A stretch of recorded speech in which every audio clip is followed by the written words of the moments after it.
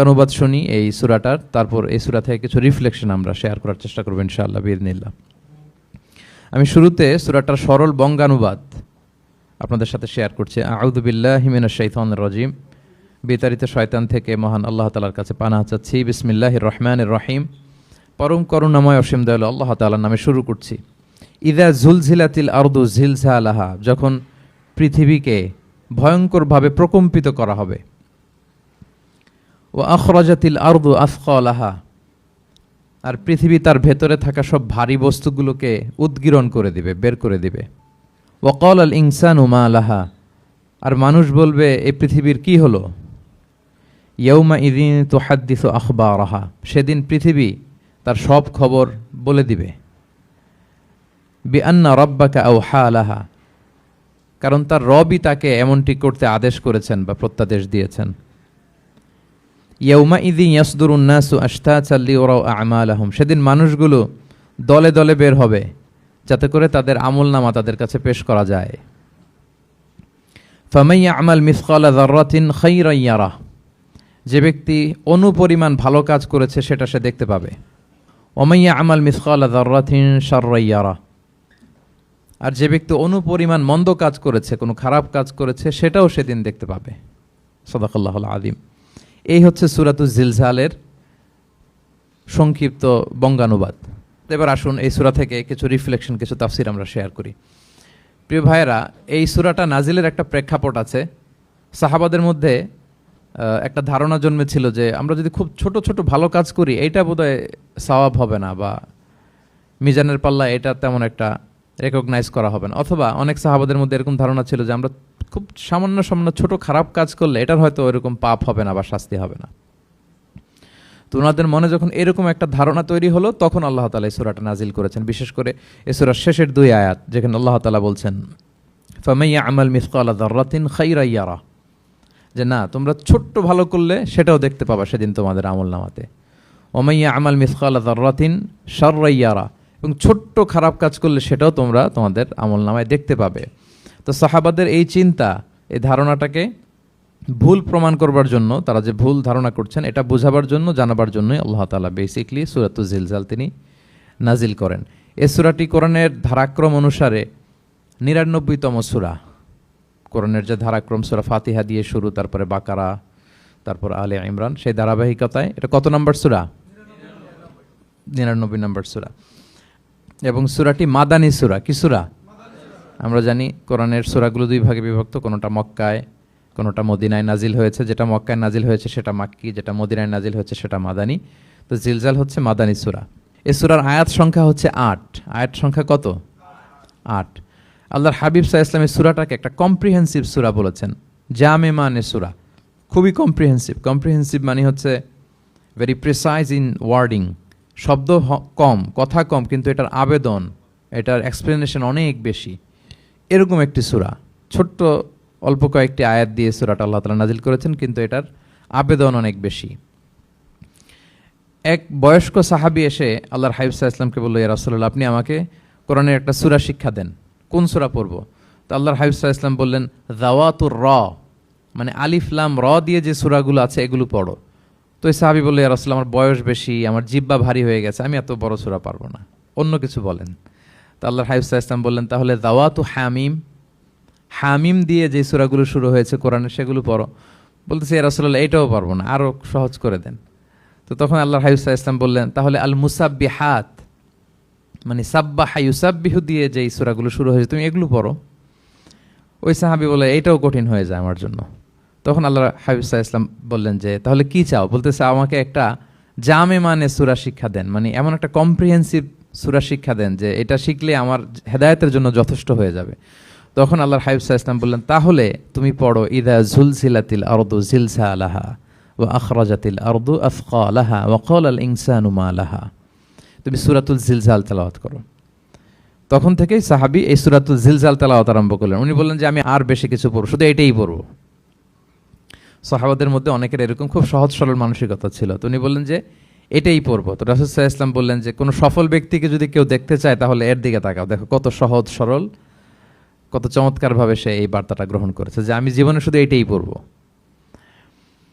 তো সূরাতুল জিলজাল হচ্ছে একটা কম্প্রিহেন্সিভ সূরা, সূরাতুন জামিআ, এটা হচ্ছে সূরার একটা ফাজিলাত, এটা আমরা জানলাম। আবার আল্লাহর হাবিব সাল্লাল্লাহু আলাইহি ওয়াসাল্লাম সূরাকে কোরআনের অর্ধেক বলেছেন। আল্লাহর হাবিব সাল্লাল্লাহু আলাইহি ওয়াসাল্লাম ইরশাদ করেছেন, ইদা জুলসিলাতিল আরদু তা'দিলু নিসফাল কোরআন। সূরাতুল জিলজাল এটা কোরআনের অর্ধেক, কোরআনের অর্ধেক। আপনারা এরকম শুনেছেন যে সূরা ফাতিহাকে বলা হয় কোরআনের অর্ধেক, তারপর সূরাতুল ইখলাসকে বলা হয় সুলুসুল কোরআন, কোরআনের 1/3। তো এটার অর্ধেক বলার কারণ হচ্ছে কোরআনে অর্ধেক বলা হয়েছে দুনিয়ার কথা, অর্ধেক বলা হয়েছে আখিরাতের কথা, পরজগতের কথা, লাইফ আফটার ডেথের কথা। তো যেহেতু এই সূরাটা আখিরাতকে কাভার করে, তাই সেজন্য কেমন যেন এই সূরাটা পুরো কোরআনের অর্ধেক। আল্লাহ তাআলা আমাদেরকে, আমরা যখন আল্লাহর কাছে কল্যাণ কামনা করি, আল্লাহ বলেছেন এইভাবে বলো, রব্বানা আতিনা ফিদ দুনিয়া হাসানা ওয়া ফিল আখিরাতি হাসানা ওয়া কিনা আযাবান্নার। হে আল্লাহ, আপনি দুনিয়ার কল্যাণ আমাদেরকে দান করেন, পরজগতের কল্যাণ দান করেন, আমাদেরকে আগুনের শাস্তি থেকে রক্ষা করেন। তাহলে দুনিয়া আখিরাত দুইটার কম্বিনেশনে। সো সূরা জিলজাল যেহেতু আখিরাতকে কাভার করে, তাহলে এটা কোরআনের অর্ধেক। এটা কি কোরআনের অর্ধেক? তা'দিলু নিসফাল কোরআন। সূরাতুল জিলজাল তা'দিলু নিসফাল কোরআন, এটা কোরআনের অর্ধেক। তাহলে দুইটা আমরা ফাদিলাত বা ভার্চু জানতে পারলাম এই সূরার। এক নাম্বার হচ্ছে এটা একটা কম্প্রিহেন্সিভ সূরা, কম্প্রিহেন্সিভ সূরা। দুই নাম্বার জানতে পারলাম এটা কোরআনের অর্ধেক, নিসফুল কোরআন। আচ্ছা, এবার আমরা সূরার তাফসিরে চলে যাই। আল্লাহ তাআলা ইরশাদ করছেন, ইযা জুলজিলাতিল আরদু জিলজালাহা, যখন এই পৃথিবীটাকে প্রকম্পিত করা হবে। প্রিয় ভাইরা, বেসিকলি এই 8 আয়াত বিশিষ্ট সূরাটার মধ্যে আমরা দুইটা ভাগ করতে পারি। প্রথম 5 আয়াতে আল্লাহ তাআলা কিয়ামতের বিভীষিকাময় পরিস্থিতির একটা চিত্রায়ন এখানে এনেছেন, পিকচারাইজ করেছেন যে কিয়ামতের যে সময়টা হবে এটা কেমন হবে, এটা আল্লাহ তাআলা চিত্রায়িত করেছেন। সূরাকে মনোযোগ দিয়ে যদি আপনি পড়েন, অনুধাবন করেন, মনে হবে যে কিয়ামতের চিত্রটা আপনার চোখের সামনে ভেসে উঠেছে। তো 8 আয়াত বিশিষ্ট এই সূরার প্রথম 5 আয়াতে আল্লাহ তাআলা তিনি কিয়ামতের বিভীষিকাময় পরিস্থিতির একটা বর্ণনা হাজির করেছেন। এরপর শেষের 3 আয়াতে কেমন করে আমাদের আমল নামা পেশ করা হবে, আমরা যা করি ভালো কিংবা মন্দ, এটাকে লিখে রাখা হয়, এটাকে রেকর্ড করে রাখা হয়। ওই আমল নামাটা আবার একদিন আমাদের হাতে পেশ করা হবে। ওই সময়টা কেমন হবে, ওই দৃশ্যটা কেমন হবে, এটা আল্লাহ তাআলা বলেছেন। আমি আবারও বলি, সূরার আয়াত সংখ্যা কত? 8। তো প্রথম 5 আয়াতে আল্লাহ তাআলা কিয়ামতের বিভীষিকাময় পরিস্থিতির বর্ণনা দিয়েছেন, আর শেষের 3 আয়াতে আমাদেরকে যে আমাদের আমল নামা পেশ করা হবে তার একটা চিত্র তুলে ধরেছেন। এবার মোটামুটি সহজ হয়ে আসছে না ব্যাপারটা? আচ্ছা, তো প্রথম 5 আয়াতে আল্লাহ তাআলা কিয়ামতের চিত্রায়িত কিভাবে কেমন করে করলেন, চিত্র হাজির করলেন। আল্লাহ বললেন যে ইদা জুলজিলাতিল আরদু জিলজালাহা, যখন পৃথিবীকে ভয়ঙ্করভাবে প্রকম্পিত করা হবে, পুরো পৃথিবীটাকে একটা ঝাঁকুনি দেয়া হবে। এই সূরার নামই হচ্ছে ঝাঁকুনি দেওয়ার সূরা, ঝাঁকুনি। জিলজাল মানে হচ্ছে শেকিং, আর্থকোয়েক, ভূমিকম্প, ভূকম্পন। ভূমিকম্পের সাথে পরিচিত না সবাই? এক্সপিরিয়েন্স হয়েছে কারো ভূমিকম্প? নাকি ঘুমায় থাকার সময় হয়? সব সময় হয়েছে? হ্যাঁ, মাঝে মাঝে আমরা এক্সপিরিয়েন্স করি আর্থকোয়েক, ভূকম্পন। পৃথিবী কেঁপে ওঠে, এটা একটা ন্যাচারাল ফেনোমেনা। পৃথিবীর মাটির নিচে অনেক কিছু থাকে, এগুলো নড়ে চড়ে উঠলে পৃথিবীটাও কেঁপে ওঠে। নানা কারণে এই ভূকম্পনটা হয়। পৃথিবীর ভেতরে অনেকগুলো শিলার স্তর আছে। আমরা যেরকম মাটি দেখি, পুরো পৃথিবীটা জুড়েই কিন্তু এরকম মাটি নয়, অনেক শিলা আছে, রূপান্তরিত শিলা, পাললিক শিলা, আগ্নেয়গিরির শিলা। এই শিলাগুলোর মধ্যে ডিসপ্লেস হলে পৃথিবী কেঁপে ওঠে। আবার পৃথিবীর ভেতরে আগুন আছে, গ্যাস আছে, এই গ্যাসগুলো যখন মুভ করে তখন পৃথিবীর উপরে কেঁপে ওঠে। একটাকে হাইপোসেন্টার বলে, আরেকটাকে ইপোসেন্টার বলে। হাইপোসেন্টার মানে পৃথিবীর ভেতরের অংশটাকে বলে হাইপোসেন্টার, আর ভূপৃষ্ঠের এটাকে বলে ইপোসেন্টার। ওই হাইপোসেন্টারে যদি কোনো ঝড় হয়, উপরে এই প্রকম্পিত হয়। এটাকে আমরা ভূকম্পন বা ভূমিকম্প হিসেবে দেখি পৃথিবীতে। তো এই পৃথিবীতে অনেক বড় বড় ভূমিকম্প আমরা দেখেছি। জাপানে, আমার গত বছর একটা সফর ছিল জাপানে, তো সকাল বিকেল ভূমিকম্প হয়। এখানে তো আমরা 6 মাস 1 বছর ভূমিকম্প দেখি, ওখানে সকালে বিকেলে একটু একটু করে কাঁপতেছে। এর কারণ হচ্ছে ওইটা এমন একটা এলাকায় পড়েছে, প্যাসিফিক ফায়ার রিংস বলে, একটা প্লেটের উপর 7টা ট্যাকটনিক প্লেটের উপর আল্লাহ তাআলা পৃথিবীকে সেট করেছেন। ওই ট্যাকটনিক প্লেটগুলো যদি একটার সাথে একটা ঘর্ষণ হয়, অনেক এনার্জি রিডিউস করে, ওইখান থেকে পৃথিবীর উপরে এরকম ভাইব্রেশন শুরু হয়, এই প্রকম্পনটা শুরু হয়। তো জাপানের বিভিন্ন সময় আমরা বড় বড় ভূমিকম্পের কথা শুনেছি। ওদের কান্টো সিটি আছে একটা, অনেক বড় ভূমিকম্প হয়েছিল 1920 সালে, লাখখানেক লোক মারা গিয়েছে। আপনাদের সুনামির কথা মনে থাকবার কথা। সুনামির কথা মনে আছে? কত সালে? 2004 সালে। এই ভূমিকম্পে পুরো একটা মহাদেশ কেঁপে উঠেছিল, দ্য এন্টায়ার এশিয়া, পুরো এশিয়াটা কেঁপে উঠেছিল। এটাকে আন্ডারসি মেগাথার্স্ট আর্থকোয়েক বলে। এত ভয়ঙ্কর ভূমিকম্প হয়েছে যে পুরো, মাঝে মাঝে ভূমিকম্পে তো একটা দুইটা দেশ আক্রান্ত হয়, এটা পুরো একটা মহাদেশ কেঁপে উঠেছিল। ওই ভূমিকম্পের কারণে ইন্দোনেশিয়াতে প্রায় 2.5 লাখ লোক মারা গিয়েছে, 2.5 লক্ষ। বান্দা আছে সুমাত্রাতে। হাইতিতে একবার একটা ভূমিকম্প হয়েছে আর অনেক আগে, লক্ষ লক্ষ লোক মারা গিয়েছে। তো এই যে ভূমিকম্প, এর নামে আল্লাহ তাআলা বেসিকলি এই সূরাটা দিয়েছেন। তবে পৃথিবীবাসী যেই ভূকম্পন এক্সপিরিয়েন্স করেছে, কিয়ামতের সময় যে ভূমিকম্প হবে ওটা কি ওই রকম হবে? হ্যাঁ, ওটা ভয়ঙ্কর ভূমিকম্প হবে, মারাত্মক ভূমিকম্প। আল্লাহ তাআলা বলছেন, ইয়া আইয়ুহান নাসু তাকু রাব্বাকুম ইন্না জালজালাতাস সাআতি শাইউন আযীম। হে মানুষেরা, তোমরা আল্লাহকে ভয় করো আর তোমরা জেনে রেখো কিয়ামতের যে ভূমিকম্পটা হবে সেটা শাইউন আযীম। আযীম শব্দটা আল্লাহ যে কোনো জায়গায় ব্যবহার করেন না, যেটা খুব ভয়ঙ্কর হয়, মাত্রাতিরিক্ত, লিমিট ছাড়িয়ে যায়, ওইটার ক্ষেত্রে আল্লাহ তাআলা আযীম বলেন। আল্লাহর হাবিব সাল্লাল্লাহু আলাইহি ইসলামের আচরণ, ওনার ক্যারেক্টারিস্টিক্স বলতে যে আল্লাহ এই শব্দ ব্যবহার করেছেন, ওয়া ইন্নাকা লাআলা খুলুকিন আযীম। নবী হে, আপনি সুমহান চরিত্রের উপর প্রতিষ্ঠিত। মানে এই চরিত্রের মধ্যে দাগ ফেলতে পারে এরকম কেউ নেই।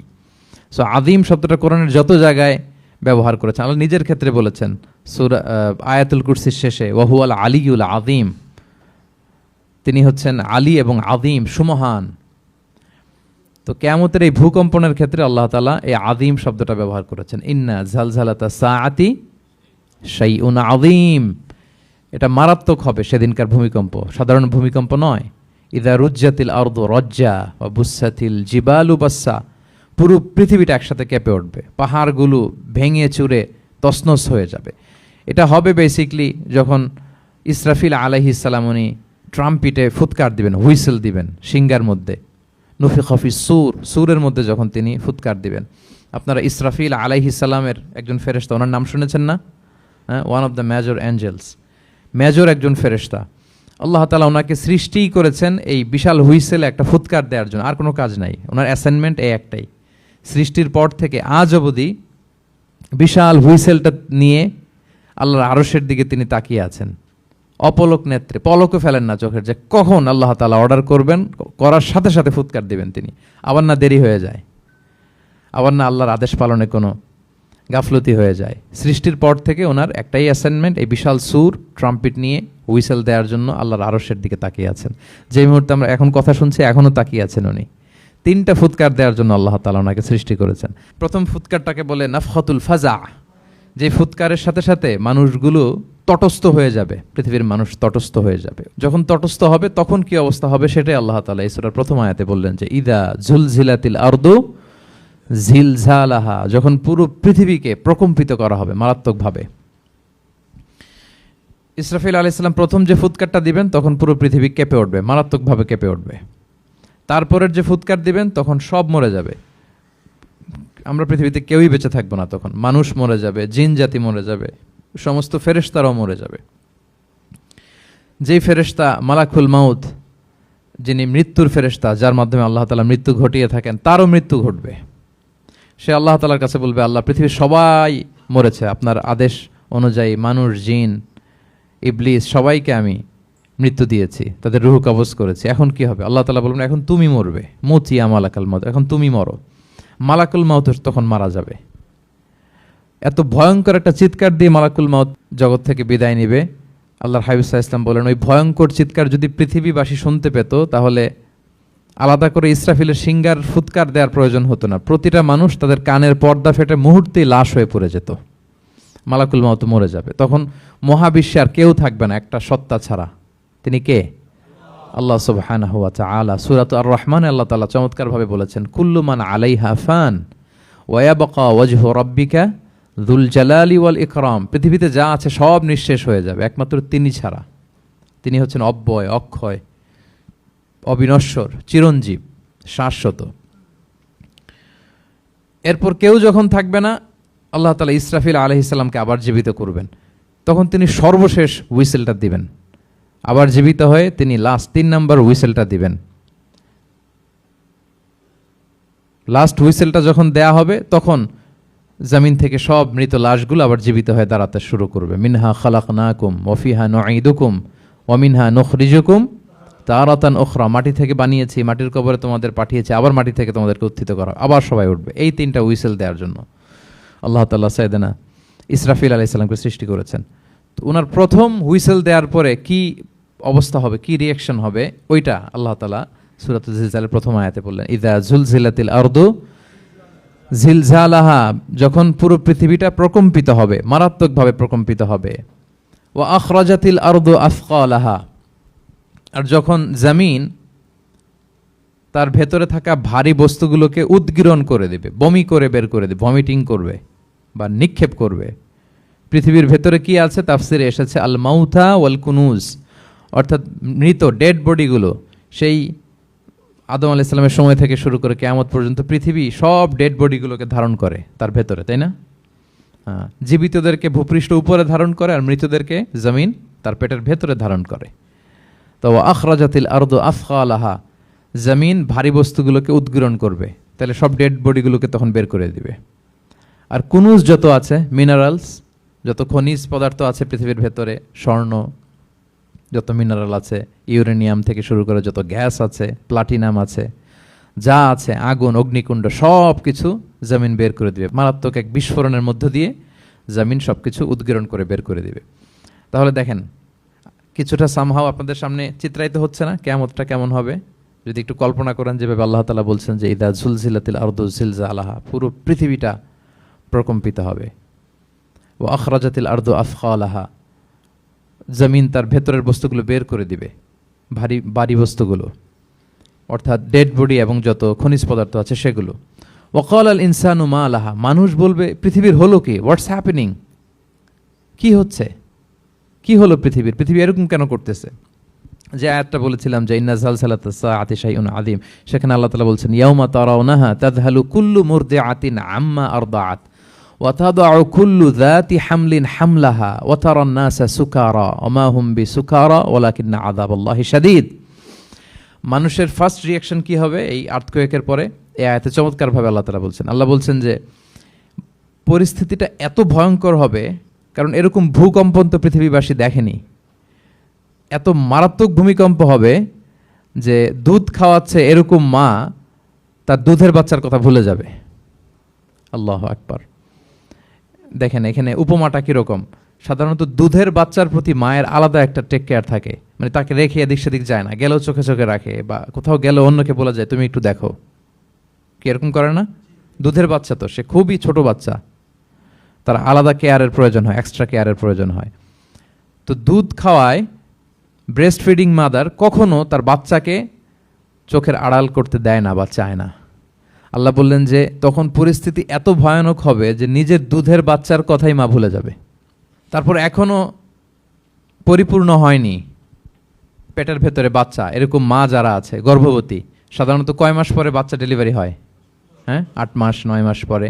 দেখা যাবে যে 2 মাসের বাচ্চা এখনো ভ্রূণ, 3 মাসের বাচ্চা, 4 মাসের বাচ্চা। এই ভয়ঙ্কর পরিস্থিতির চোটে যত গর্ভবতী নারী আছে সব মুহূর্তে ডেলিভারি করে দেবে, মুহূর্তে, ইনস্ট্যান্ট। ও তাদাউ দাতু হামলিন হামলাহা, যত মা আছে গর্ভবতী সবাই, প্রেগনেন্ট মহিলারা মুহূর্তে ডেলিভারি করে দেবে, প্রি ম্যাচিউরড বেবি, কেউ ভ্রূণ, কেউ 3 মাসের, কেউ 4 মাসের বাচ্চাগুলো ডেলিভারি হয়ে যাবে। মানুষগুলো পঙ্গপালের মতো দৌড়াতে থাকবে, বিক্ষিপ্ত পতঙ্গের মতো দৌড়াতে থাকবে মানুষ। আর বলবে ওয়াকাল আল ইনসানু মা লাহা, মানুষ তখন, মানুষের ফার্স্ট রিঅ্যাকশন হবে যে মা লাহা, কি হলো, হোয়াটস হ্যাপেনিং, কি হচ্ছে, কিছুই বুঝতে পারতেছি না, মা লাহা, পৃথিবীর কি হলো। ইয়াউমাইযিন তুহাদ্দিসু আখবারাহা, সেদিন পৃথিবী সব কিছু বর্ণনা করে দিবে, সব বয়ান দিয়ে দিবে। আমরা এই পৃথিবীর উপরে জমিনে যা করি সব কিন্তু পৃথিবীর মধ্যে রেকর্ডেড থাকে। জমিন সেদিন বয়ান দিবে, সেদিন আসলে সব কিছুই বয়ান দিবে। জমিন বয়ান দিবে, হাত পা সাক্ষী দিবে, যে সব কিছু সেদিন সাক্ষী দিবে। আর সব সাক্ষীর বড় সাক্ষী হবে সেদিন এই জমিন। জমিন হবে সেদিন রাত সাক্ষী। জমিন হবে কি সাক্ষী? রাত সাক্ষী। ইয়াউমাইযিন তুহাদ্দিসু আখবারাহা, আল্লাহ জমিনকে বলবে এবার তুমি পাপের বয়ান দাও, রাত সাক্ষী হয়ে তুমি বয়ান দাও, কি কি ঘটেছে তোমার উপরে। কারণ আমরা যত পাপই করি না কেন, যত কাজই করি না কেন, সব জমিনের উপরই করি, তাই না? তো জমিন সেদিন বয়ান দিবে, সাক্ষী দিবে। ইয়াউমা ইদিন তুহাদ্দিসু আখবারাহা। জমিন কিভাবে সাক্ষী দিবে? জমিন কিভাবে কথা না, কলেজের টুকরা সন্তানকে পরিচয়, কেউ কাউকে চিনবে না, সবাই নাফসি নাফসি, সবাই নাফসি নাফসি, কোনো পোশাক ছাড়া বস্ত্রহীন হয়ে উঠবে। আম্মাজান আয়েশা রাদিয়াল্লাহু তাআলা আনহা বিষ্ণু ইসা ইসলামকে বলবেন, ইয়া রাসূলুল্লাহ, তাহলে মানুষ কি লজ্জিত হবে না বস্ত্রহীন অবস্থায় উঠলে? তখন রাসূল সাল্লাল্লাহু আলাইহি ওয়াসাল্লাম বললেন, লিকুল্লি ইমরিইম মিনহুম ইয়াউমা ইদিন শা'নুন ইউগনি। প্রত্যেকের এমন একটা ভয়ঙ্কর অবস্থা হবে যে তার গায়ে কাপড় আছে কি নাই, সে কিরকম অবস্থায় আছে এটাই সে ভুলে যাবে, মানে ওই টেন্ডেন্সিই তার থাকবে না। এত ভয়ঙ্কর হবে সেদিনটা। সেই ভয়ঙ্করতম দিনে আল্লাহ তাআলা আমাদেরকে হেফাজত করুক।